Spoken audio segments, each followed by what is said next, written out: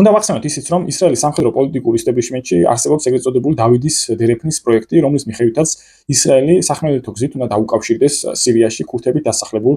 ტერიტორიებს და პრაქტიკულად გავიდეს მდინარე ევფრატამდე, როგორც თქვენ ახლა რუკაზე ხედავთ, აი ეს გაერთიანებული დრუზებისა და ისრაელის დერეფანი. თუ კი მაგალითად ახლა ეს დაპირისპირება არ აღმოჩნდა ერთჯერადი და ისრაელმა გადაწყვიტა ასე სამხედრო ჩართულობის გაგრძელება სირიის წინააღმდეგ და პრაქტიკულად კონტროლი დაამყარა სირიის სამხრეთით ამ სამ რეგიონზე, კუნეითას, დარასა და სუვეიდეს რეგიონზე, მაშინ საომავლოდ შეიძლება ვთქვათ, რომ ისრაელმა დაიწყო აი ამ პროექტის აქტივაცია. გამომდინარე იქიდან, რომ თუ აი სამხრეთ ნაწილი მართლაც სამხედრო გზით დაიკავა ისრაელმა, თეორიულად ვსაუბრობ ამას, ცენტრალური ნაწილი, სადაც სირიას უერთდება იორდანიისა და ერაყის საზღვარი, აქ უკვე შეერთებულ შტატებს აქვს საკუთარი სამხედრო ბაზა, 10 წელიწადზე მეტია ალტანფის სამხედრო ბაზა და დრუზებით დასახლებული ეს ტერიტორია პრაქტიკულად ესაზღვრება აი ამ შეერთებული შტატების მიერ კონტროლირებულ ტერიტორიას და შემდგომ უკვე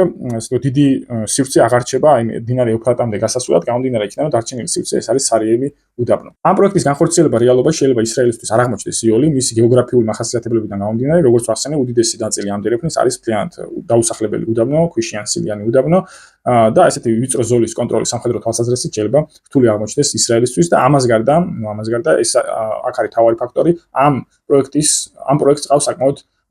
ბევრი მოწინააღმდეგე რეგიონში, პირველი ამ შემთხვევაში ერაყი და მეორე ამ შემთხვევაში ისრაელი და ასევე საომავლოდ ირანიც. გამომდინარე იქიდან, რომ თუ კი ეს პროექტი ისრაელმა საომავლოდ ჰიპოთეტურად განახორციელა, ეს პრაქტიკულად ნიშნავს იმას, რომ გარდაუვლად სირიაში შეიქმნება ქურთული სეპარატისტული რეგიონი, რაღაც სახელმწიფოებრივი წარმონაქმნი, შეიძლება ისეთივე, როგორც მაგალითად არსებობს ერაყში. თუ მსგავსი მოვლენა დაფიქსირდა რაღაც მომავალში, ეს ჰიპოთეტურად სპეკულაციებს ვახდენ, ეს გამოიწვევს ერაყისა და სირიის ქურთული რეგიონების გაერთიანებას, რაც ასე ვთქვათ, კოშმარი არის თურქეთისთვის და ასევე ირანისთვის. ამიტომ შეიძლება ეს პროექტი დავითის დერეფნის პროექტი დარჩეს განახორციელებელი.